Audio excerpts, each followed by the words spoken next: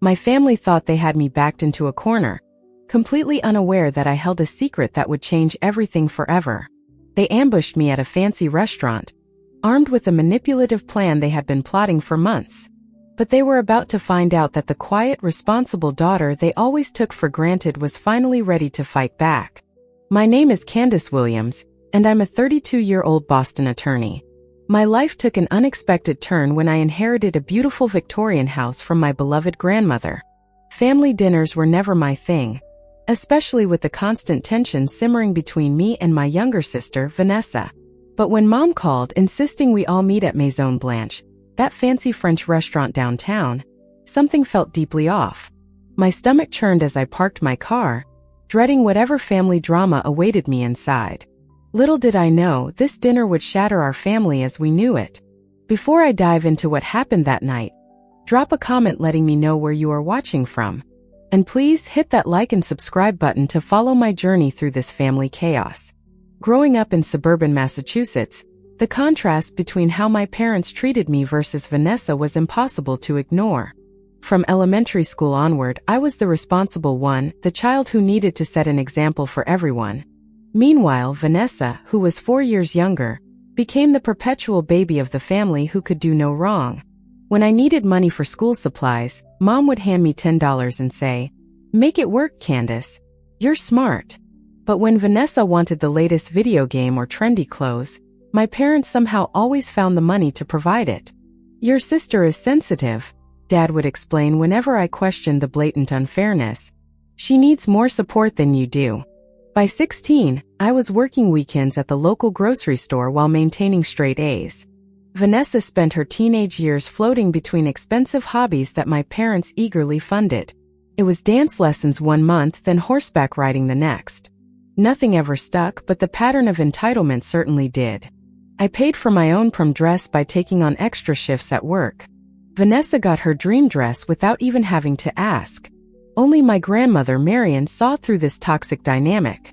Grandma lived in a beautiful Victorian house in a historic part of Boston, a 30-minute drive from our suburban home. Weekends at her house became my sanctuary from the chaos. While my parents took Vanessa to her various activities, I would catch the bus to Grandma's house, where shelves of books and endless encouragement awaited me. "You have grit, Candace," Grandma would tell me as we sat in her garden, drinking tea from delicate porcelain cups. "That will take you further than being coddled ever will." Grandma had been a pioneering female attorney in the 1970s, a true trailblazer. Under her guidance, I set my sights on law school with unwavering determination. When I received my acceptance letter to Boston University Law with a partial scholarship, my parents offered lukewarm congratulations. They quickly changed the subject to Vanessa failing 2 classes in her freshman year of community college. "She's just finding herself," Mom said dismissively. "Not everyone can be academically gifted like you." Law school was absolutely brutal. I worked part-time at a coffee shop, took out significant loans, and studied until my eyes burned. Grandma helped when she could, slipping me grocery money and occasionally covering an expensive textbook. "This is an investment in something great," she would always say with a proud smile. Meanwhile, Vanessa dropped out of college after just 3 semesters. My parents paid the deposit on her apartment when she decided to pursue a fleeting dream of becoming a social media influencer. They bought her professional lighting equipment, a new camera, and funded her entire brand development. Her follower count peaked at a mere 700 before she abandoned that dream for a job at a boutique that lasted less than 6 months. I graduated with honors, passed the bar on my first attempt, and secured a position at Harrington & Palmer, a mid-sized firm specializing in corporate law. The starting salary finally allowed me to rent a small but modern apartment within walking distance of my office. For the first time in my life, I felt financially secure and independent. Grandma attended my law school graduation, absolutely beaming with pride. My parents came too, but they left early because Vanessa had a blind date they insisted on helping her prepare for. "You understand, don't you?" Mom said as they rushed out. This could be really important for her future. By 30, I had made junior partner at my firm. The very same month, Vanessa lost her 4th job in 2 years and moved back home with our parents at the age of 26. Instead of congratulating me on my promotion, The first call I received from my mom was asking if I could lend Vanessa money to pay off her credit card debt. "She's really trying this time," Mom insisted. "The job market is just so tough for young people." I reluctantly agreed to pay off $5,000 of Vanessa's debt on the strict condition that she attend financial counseling. She went to exactly one session before declaring the counselor judgmental and out of touch with modern financial realities. 3 months later, Grandma passed away peacefully in her sleep at 84. The loss completely devastated me. She had been my rock, my mentor, my true north when the family dynamics made me question my own worth. The reading of her will left everyone in utter shock. While she left small personal items and some savings to various family members, the Victorian house, with its carefully tended garden and priceless antique furniture, was left solely to me. "To my granddaughter Candace, who reminds me so much of myself at her age," the will stated. "May this house provide the sanctuary for you that it always did for me." My parents were visibly upset and angry. "Your grandmother should have split things evenly," Dad said afterward, his voice cold. "The house should have gone to both of her granddaughters. Or to us," Mom added quickly. "We could have made sure it benefited everyone in the family." Vanessa refused to speak to me for weeks after that. When she finally did call, it was only to ask if she could have Grandma's pearl necklace, which had been specifically left to me. The inheritance came with immense responsibilities. The Victorian home, though beautiful with its ornate woodwork and stained glass windows, was over 100 years old and needed significant repairs. The property taxes were substantial, and the maintenance would require constant attention and money. While my parents and sister saw only the monetary value of the house in Boston's expensive real estate market, I saw Grandma's legacy and the immense weight of preserving it. But I also saw the reality of my busy life as an attorney working 60-hour weeks. My modern apartment near my office suited my lifestyle perfectly. The house was a 40-minute commute from everything in my daily life. Still, I cherished having Grandma's space. For the first month after inheriting it, I would spend weekends there, sorting through her belongings and sleeping in the guest room. I couldn't bring myself to use her bedroom yet. The house felt both comforting and incredibly painful, a physical reminder of the woman who had believed in me when no one else did. As I prepared to face my family for dinner at Maison Blanche, it had been 6 months since Grandma's passing. It had been 6 months of weekly calls from my mother, asking what I planned to do with all that extra space, and whether I had considered family needs in my decisions. Little did they know, I had already made my decision, one that would change absolutely everything. The realization that I might need to sell Grandma's house came gradually, then all at once. 3 months after inheriting it, I was still paying double housing costs while trying to determine the right thing to do. The practical lawyer in me kept running the numbers, while my heart resisted letting go of Grandma's sanctuary. One rainy Tuesday, I took a personal day to meet with a contractor about the roof. The Victorian beauty needed at least $40,000 in critical repairs within the next year. "These old houses are money pits," the contractor said bluntly, circling water damage spots on his inspection report. "Beautiful, historical money pits." I sat at Grandma's kitchen table that afternoon, surrounded by her floral wallpaper and vintage appliances, feeling the crushing weight of the decision before me. The house was worth nearly $2 million in Boston's inflated market, even considering the needed repairs. Keeping it meant preserving Grandma's legacy, but it also meant being financially and emotionally tied to a property I rarely had time to visit. My modern, 800-square-foot apartment downtown suited my life perfectly. It was within walking distance to my firm, had a doorman for package deliveries during my long hours, and required zero maintenance on my part. The building even had a small gym I used at 5:30 each morning before showering and heading to work. Each time I visited Grandma's house, the emotions hit me in powerful waves. In the living room, I remembered her teaching me chess on Sunday afternoons. In the kitchen, I could almost smell her famous apple pie baking in the oven. In the garden, the rose bushes she had tended for decades continued blooming beautifully without her. It was all so beautiful, but it hurt more than I could bear. "What would you want me to do, Grandma?"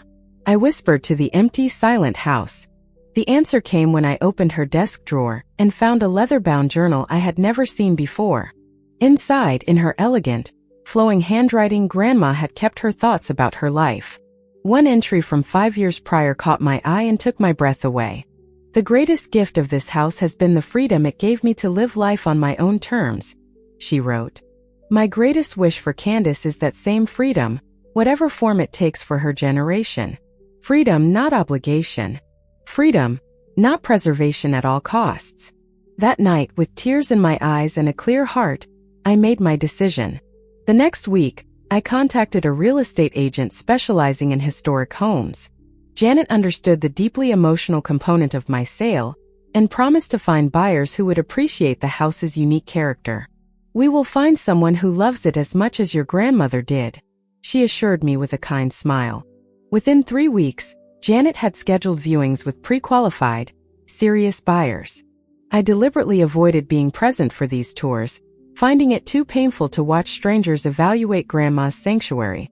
Janet called me after each showing with detailed updates. Most potential buyers balked at the renovation costs or wanted to modernize the interior in ways that would have horrified Grandma.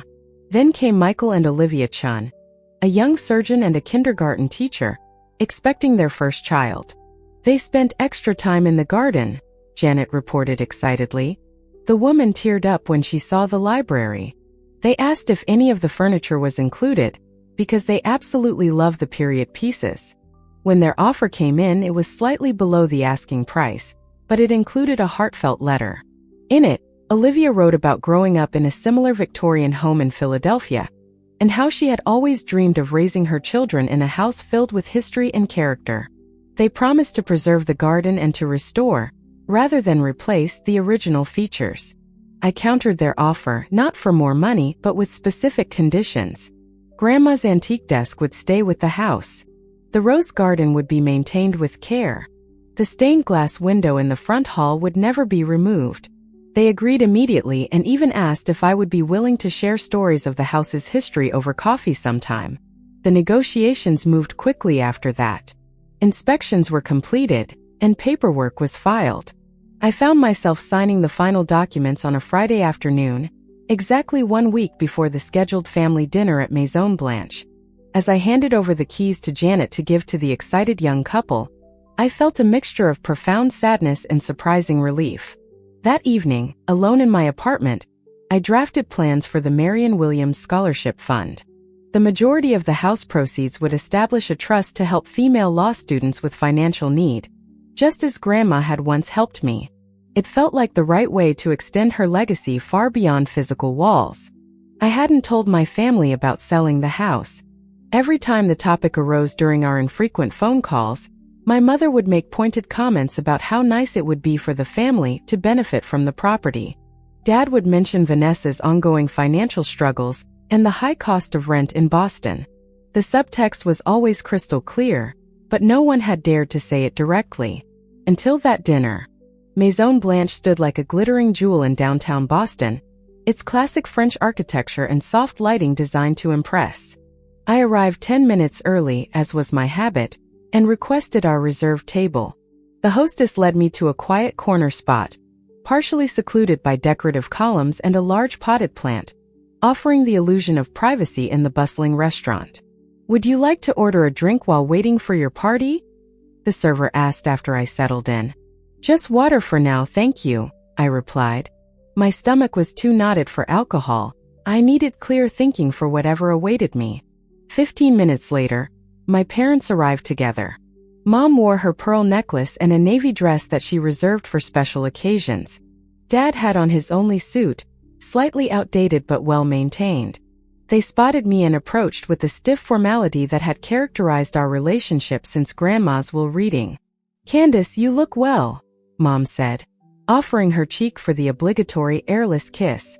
"Work must be treating you nicely." "The firm keeps me busy," I responded with my standard vague answer. "How was the drive-in?" Dad launched into a familiar complaint about Boston traffic while we settled into an uncomfortable silence, broken only when the server returned for drink orders. Mom requested a white wine. Dad, his usual scotch on the rocks. "Vanessa is running late," Mom explained, checking her phone for the 10th time. "She had a job interview today." "That's good news," I said sincerely. What position? Some marketing assistant role. Dad waved his hand dismissively. You know how these things go with her. Fingers crossed this one sticks. 20 minutes and one entire bread basket later, Vanessa made her grand entrance. At 28, my sister had mastered the art of being fashionably late while making it seem like a major accomplishment. Her blonde hair was freshly highlighted, and her outfit was clearly new and expensive. Sorry everyone, she announced, sliding into the chair beside Mom. The subway was a total nightmare. I should have just taken an Uber. No mention of the interview, I noticed immediately. You look lovely, sweetheart, Mom said, patting Vanessa's hand adoringly. Should we order appetizers? I'm starving. Dinner proceeded with the surface-level pleasantness my family excelled at maintaining in public. We discussed safe topics.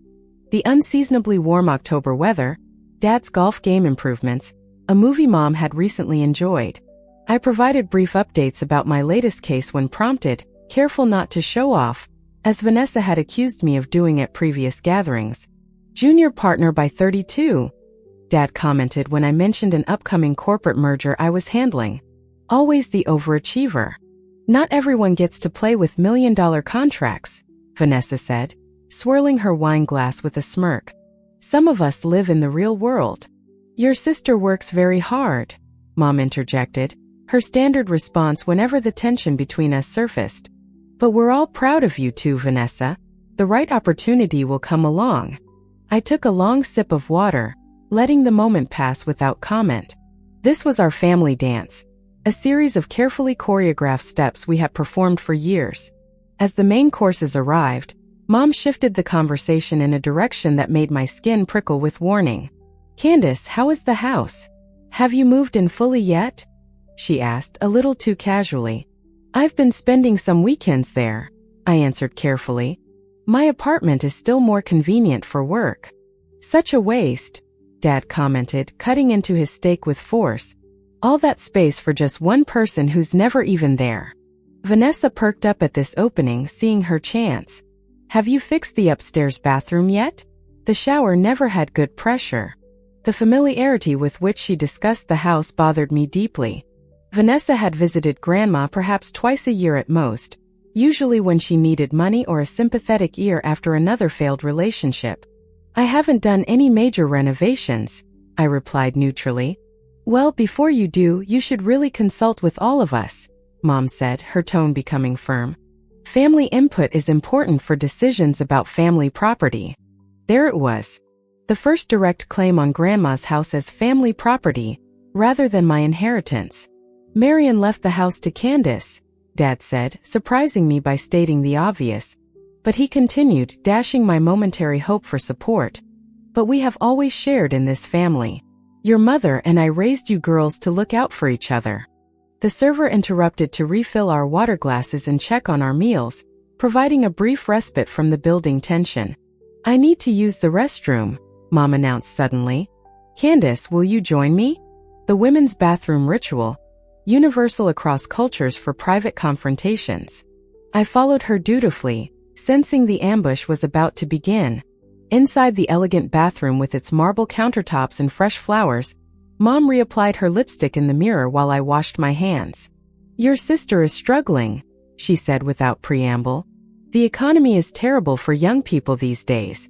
Not everyone can be as fortunate as you have been. Mom, I worked through law school. I took out loans. I earned my position, I countered.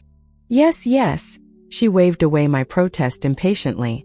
But Marion gave you advantages Vanessa never had. That special bond between you two, the extra attention, and now this house, worth a fortune in today's market. It's simply not fair to your sister. Life isn't fair, I said quietly, thinking of all the childhood advantages Vanessa had received while I worked checkout lines and studied by flashlight after my bedtime. Don't be difficult about this, Candace, Mom's tone hardened. We are a family. We need to make decisions that benefit everyone, not just you.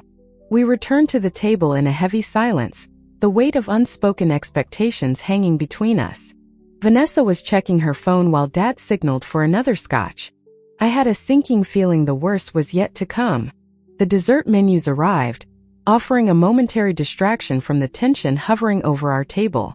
Dad ordered the creme brulee, Mom and Vanessa decided to split the chocolate soufflé, and I requested a simple mint tea, my appetite long gone.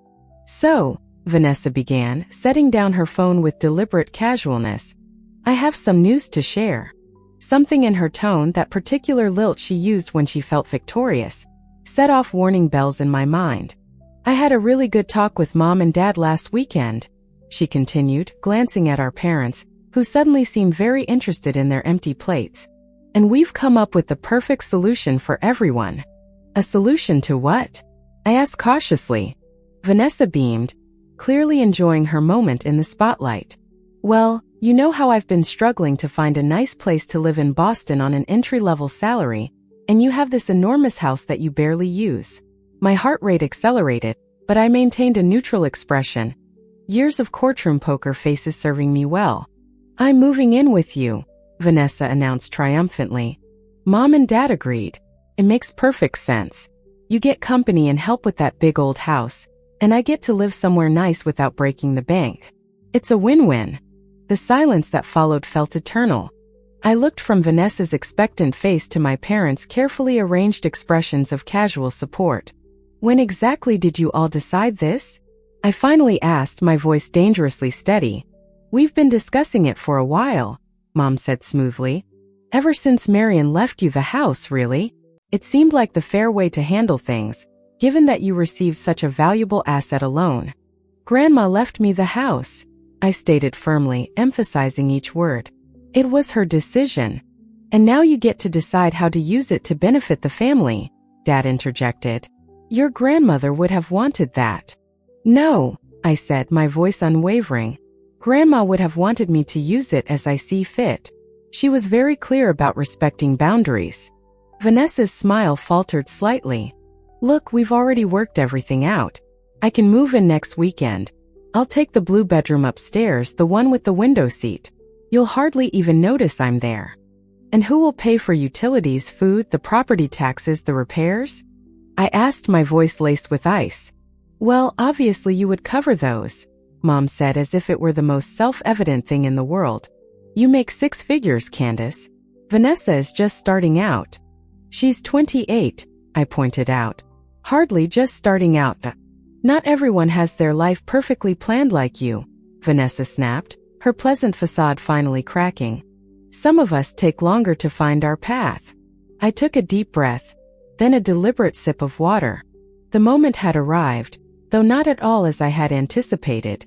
"I sold the house," I said calmly. "The papers were finalized last Friday." The silence that followed was absolute. Even the ambient restaurant noise seemed to fade away as 3 pairs of eyes stared at me in utter disbelief. "That's not funny, Candace," Mom finally said, her voice trembling. "It's not a joke. I sold Grandma's house to a lovely young couple. They close escrow next month." Vanessa's face contorted from shock to pure rage in a matter of seconds. "You can't do that. That house was part of my future, too."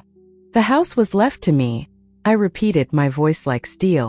"I made the decision that was right for me." "Without consulting your family?" Dad's voice rose sharply. "Without considering your sister's needs? How could you be so selfish?" Mom hissed, mindful of neighboring tables despite her obvious anger. "We promised Vanessa she could live with you." "You had no right to make that promise," I said, maintaining my composure through practiced effort. "The house was mine to sell. What am I supposed to do now?" Vanessa wailed, tears springing to her eyes with the perfect timing she had mastered since childhood. "I already gave notice at my apartment. I told everyone I was moving." "You did that before even speaking to me," I pointed out. "That was incredibly premature." "You owe your sister a place to live," Dad declared, jabbing his finger toward me across the table. "If you sold the house, you can use that money to buy something for both of you. Or at least pay her rent somewhere decent," Mom added. "It's the least you can do after this betrayal." The word betrayal hung in the air between us. In their eyes, I had betrayed the unspoken family contract. That my success, my resources, my inheritance all belonged partially to them, especially to Vanessa. That I existed, in part, to subsidize my sister's chaotic and irresponsible life choices. Vanessa was now openly crying, mascara tracking down her cheeks. "You've always hated me," she accused between sobs. "You've always been jealous that Mom and Dad love me more." The sheer absurdity of that statement might have made me laugh if the situation weren't so painful. Instead, I felt a curious sense of clarity washing over me, sharp and clean. For years, I had tried to earn my family's approval, while simultaneously resenting their endless expectations.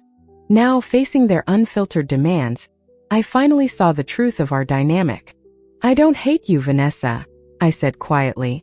"But I am not responsible for housing you, and I am not obligated to consult any of you about my financial decisions.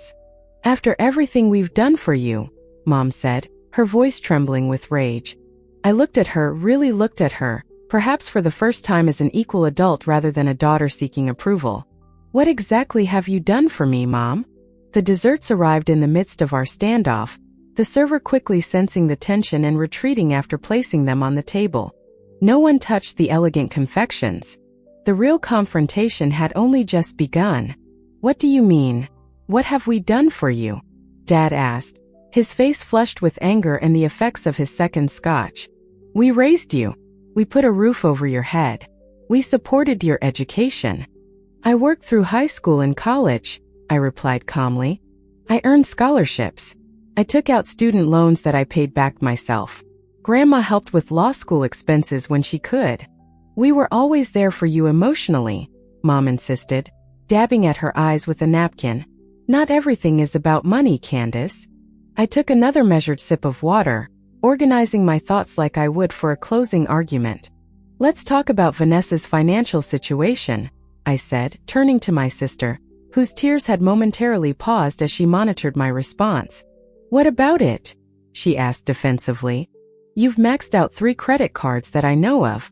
You borrowed $12,000 from Mom and Dad last year for your influencer business that never materialized. You asked me to co-sign a car loan 6 months ago, which I declined. You've had 7 different jobs in the past 3 years. The job market is terrible," she insisted. "And I've been searching for my passion. I found you a position in my firm's administrative department 2 years ago," I reminded her. "You quit after 3 weeks because the 8:30 start time was inhumane." "Not everyone is a robot like you," Vanessa snapped. "Some people need work-life balance." "What I need," I said firmly, my voice cutting through her excuses, "is for all of you to understand that I am not Vanessa's backup plan or her financial safety net. The house was mine to sell, and I sold it." "To spite your sister?" Mom asked incredulously. "No, because it was the right decision for me. The house needed significant repairs that I didn't have the time to oversee with my work schedule. The property taxes were substantial, and frankly, I do not want to live with Vanessa." My sister gasped at this direct statement. "You are a horrible person." "I am not horrible for having boundaries," I responded. "What's horrible is you 3 planning my living situation without my input, as if my needs and preferences do not matter at all." "Family helps family," Dad insisted, his standard refrain whenever financial assistance for Vanessa was discussed. "I have helped," I pointed out. "I paid off $5,000 of Vanessa's credit card debt last year on the condition she attended financial counseling, which she quit after 1 session. I have given her job referrals. I have offered to help her create a budget. What I will not do is let her move into my property without my consent." "But you have so much," Vanessa cried. "Your fancy job, your apartment downtown, and now all this money from selling Grandma's house. And what do I have? Nothing." "You have had every advantage," I said, my carefully maintained composure finally cracking. "You had dance lessons, horseback riding, summer camps, a car at 16 that Mom and Dad paid for. You had college tuition covered before you dropped out. You have lived rent-free with Mom and Dad multiple times as an adult. You have had every safety net imaginable." My parents exchanged uncomfortable glances as I laid out these undeniable facts. The restaurant around us continued its elegant hum of conversation and clinking glasses, completely oblivious to our family implosion. "What are you going to do with the money from the house?" Dad demanded, changing tactics. I am establishing a scholarship fund in Grandma's name for female law students with financial need, I answered honestly. The papers are being drawn up next week. You would rather give money to strangers than help your own sister? Mom's voice rose in pitch. I am honoring Grandma's legacy in a way that reflects her values, I said. She believed in education and self-sufficiency. She would be ashamed of how you are treating your family, Dad declared. That statement hit me like a physical blow. For a moment I couldn't respond, the air seemingly sucked from my lungs. Then, with a clarity that comes from absolute certainty, I replied, No, she would not. Grandma understood boundaries better than anyone. She supported me because she believed in me, not just because we shared DNA. She would expect me to make my own decisions about my inheritance. If you do this, Mom said, her voice dropping to a dangerous whisper, if you refuse to help your sister when you have the means, I don't know how we can continue as a family. The ultimatum hung in the air between us. For years, I had feared this exact scenario, this choice between my autonomy and my family's approval. Now that it had finally arrived, I felt strangely calm. That would be incredibly painful, I acknowledged, my voice soft but firm. But I cannot live my life making decisions based on Vanessa's needs over my own. Not anymore. So that's it, Vanessa demanded, fresh tears spilling down her face. You're choosing money over your family? No, I said firmly. I am choosing healthy boundaries over unhealthy expectations. There is a difference. After everything we have sacrificed for you, Mom began, but I cut her off. What sacrifices exactly? Please tell me what you have sacrificed for me that compares to what you have given Vanessa. The profound silence that followed confirmed what I had always known but had never dared to acknowledge so directly. My parents had no answer because there was none. I signaled for the check, which the server promptly brought. I handed over my credit card before anyone could object. I am not abandoning my family, I said as we waited for the transaction to process. But I am establishing clear boundaries about what I will and will not do. I will not house Vanessa. I will not give her proceeds from the house sale. I will, however, help her with job connections and career advice if she genuinely wants it. That is what I can offer. It's not enough, Dad said flatly.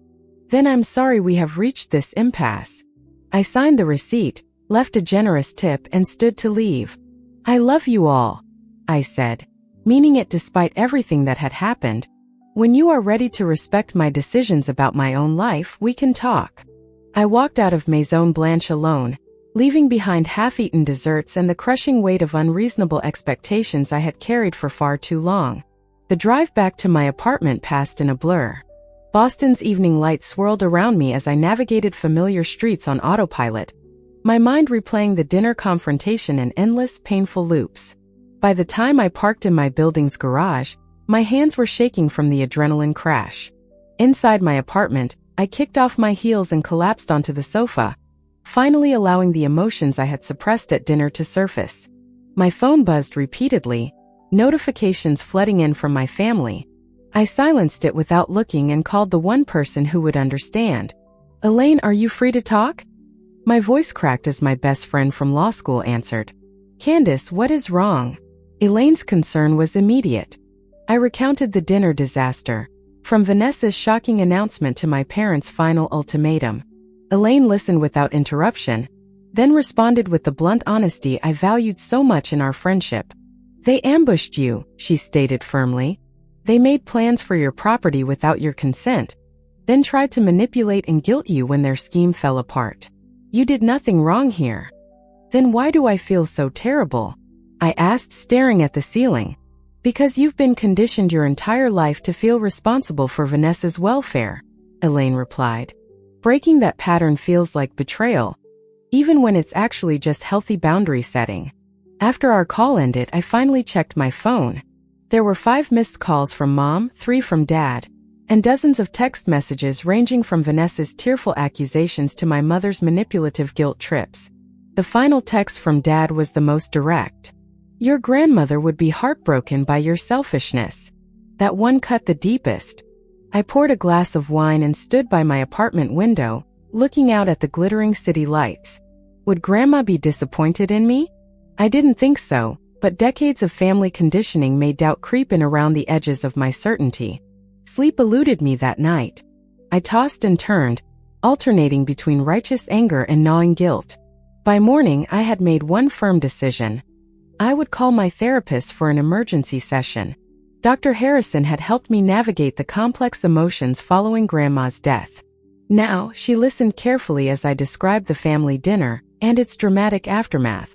"What strikes me," she said after I finished, "is how your family discussed your house and your inheritance as communal property, as if your individual rights to it were secondary to their collective claims." "They've always been that way," I acknowledged. "Individual boundaries were never respected in my family, especially not mine. And now that you have enforced a clear boundary by selling the house," she explained, "they are responding with what we call extinction burst behaviors. The intensity of their reaction is precisely because you are changing the established dynamic." I left her office with renewed clarity, if not complete peace. Back at work, I threw myself into case preparations, grateful for the distraction of complex corporate law. My focus was interrupted midweek when my assistant buzzed my office intercom. "Miss Williams, there is a Vanessa Williams here to see you. She doesn't have an appointment. She's being quite insistent." My stomach dropped. "Give me 2 minutes, then send her in." I quickly closed confidential files on my computer and took several deep breaths to prepare myself. When Vanessa burst into my office, her eyes were red-rimmed, but her expression was combative rather than tearful. "You need to fix this," she demanded without a greeting. "I have nowhere to go. My landlord already rented my apartment to someone else." "Good afternoon to you too, Vanessa," I replied, keeping my voice perfectly steady. "Please lower your voice. This is my workplace. I don't care. My life is falling apart because of you." Her volume actually increased, causing my assistant to appear worriedly in the doorway. "Everything okay, Miss Williams?" he asked. "We are fine, Jeffrey. Please close the door." I turned back to my sister. "Sit down, Vanessa. If you cannot speak calmly, this conversation is over." She dropped dramatically into the chair opposite my desk. "Mom and Dad said I could live with you. I gave up my apartment. Where am I supposed to go now?" "Back to Mom and Dad's house, I presume," I replied. "Since they made promises on my behalf, they can help solve the problem they created." "They said no," Vanessa wailed. "They said I need to learn independence." The irony was almost comical. After years of enabling Vanessa's dependence, our parents had chosen this exact moment to suddenly promote self-sufficiency.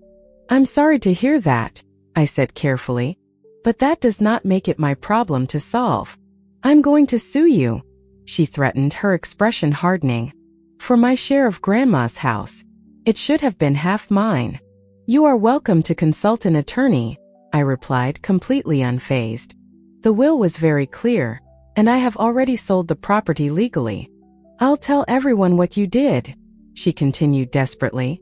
"I'll post it all over social media. Everyone will know how you abandoned your own family." "That is your choice," I said, standing to indicate the meeting was over. "But it will not change my decision." After Vanessa stormed out, my office phone rang. It was Richard Harrington, the senior partner of our firm. "Candace, is everything all right? Security called about a disturbance." I briefly explained the situation, embarrassed that my family drama had spilled into my professional life. "Family law matters can be the most difficult," he said sympathetically. "Take the afternoon if you need it, and let me know if you need our estate department to review anything regarding your grandmother's will." His support was unexpected and genuinely touching.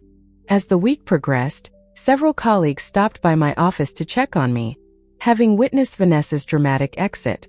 Their solidarity reinforced what Dr. Harrison had said about healthy versus unhealthy relationship dynamics.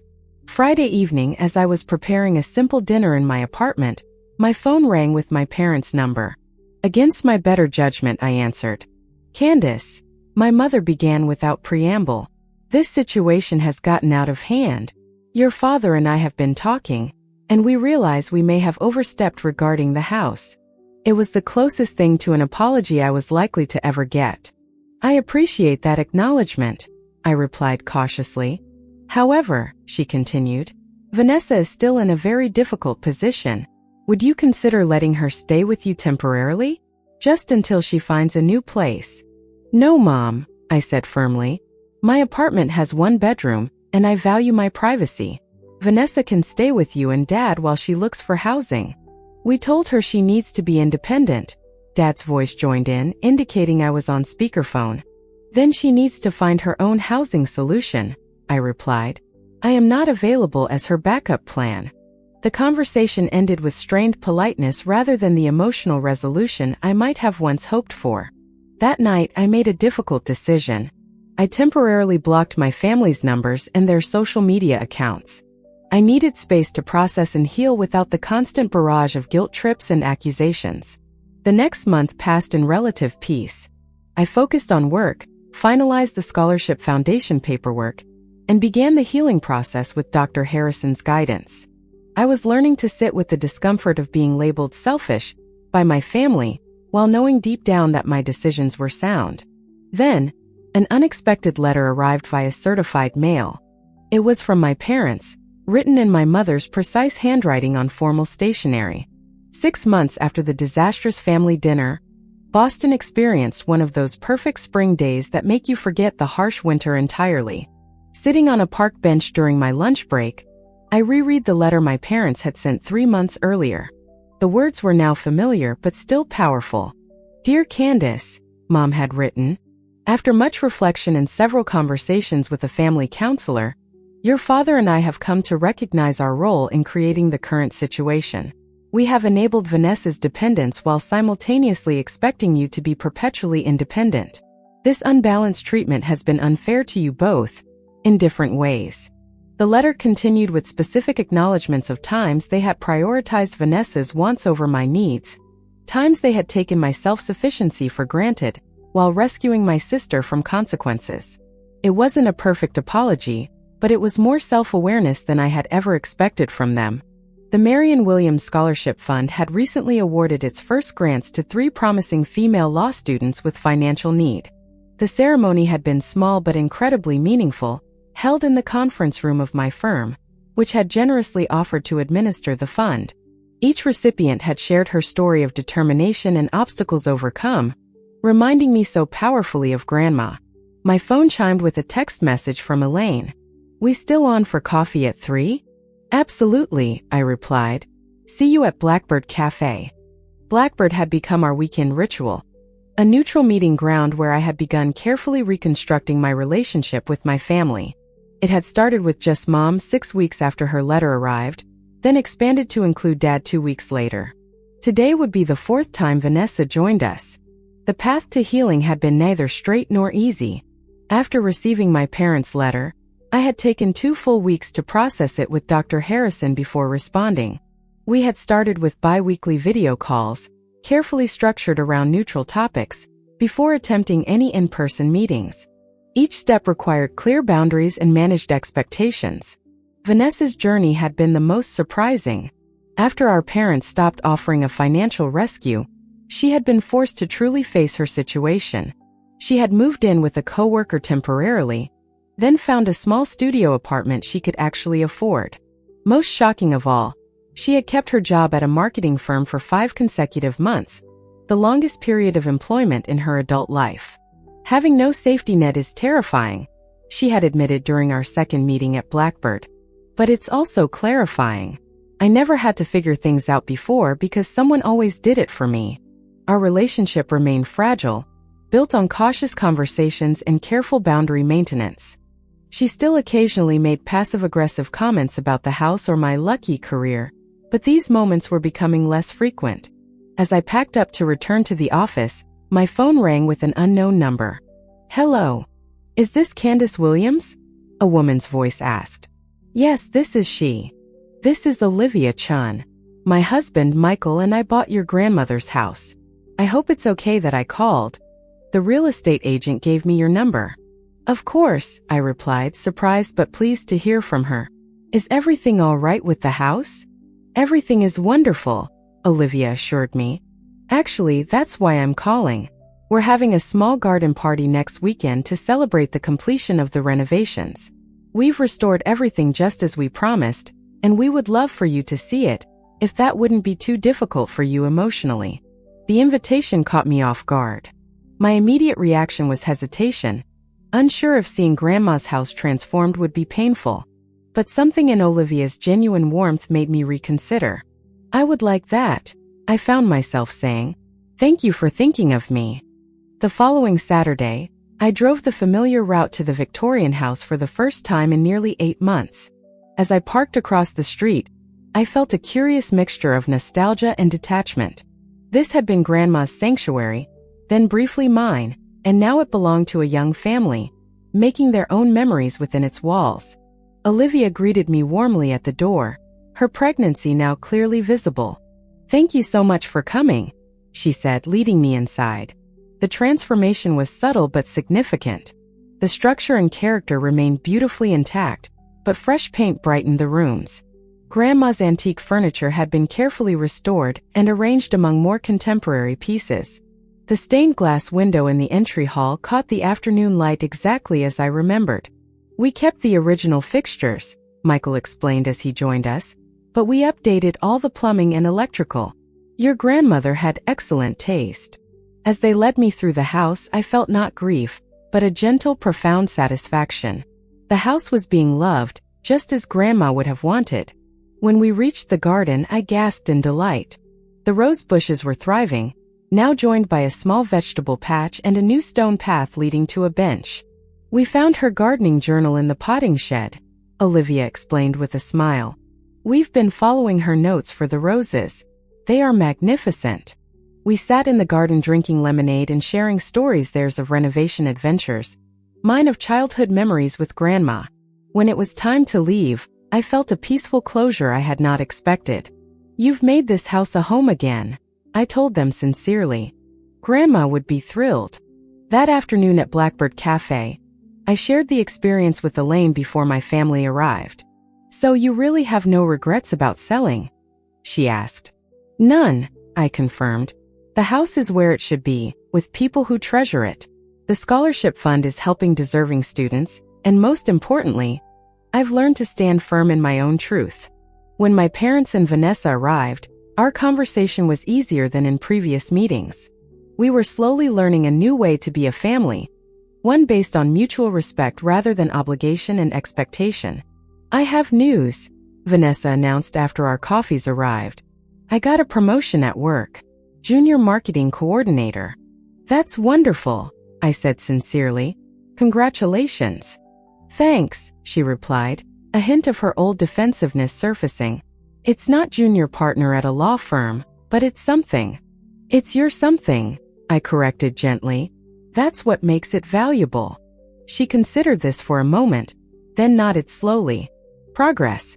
As our meeting ended, Mom pulled me aside for a moment. "We're proud of you," she said quietly, her eyes genuine. "Not just for your accomplishments, but for teaching us all about healthy boundaries. It hasn't been an easy lesson, but it was one we desperately needed." A year later, on a crisp autumn Sunday, the aroma of roasted chicken filled my apartment. My small dining table was set for 4. My parents arrived not with critiques, but with a bottle of wine and warm hugs. Vanessa came a few minutes later, carrying a dessert she had baked herself. The conversation that afternoon was light and filled with laughter. We talked about their lives, my work, Vanessa's new project at her firm. There were no demands, no expectations, no undercurrents of resentment. We were not the family we used to be. We were something new, something healthier, built on the foundation of difficult truths and the hard work of mutual respect. Grandma's real gift wasn't the house itself, but the strength it gave me to rebuild our family from the ground up. The freedom to choose my own path had, in the end, created a path for us all to find our way back to each other. This journey of setting boundaries and redefining family has been transformative. If this story resonated with you, and you believe in the power of standing in your own truth, please hit that like button and subscribe to the channel. Join our community where we share stories of strength, growth, and creating the life you deserve. Thank you for joining me on this journey. And remember, sometimes the most loving thing you can do for your family and for yourself is to stand firm.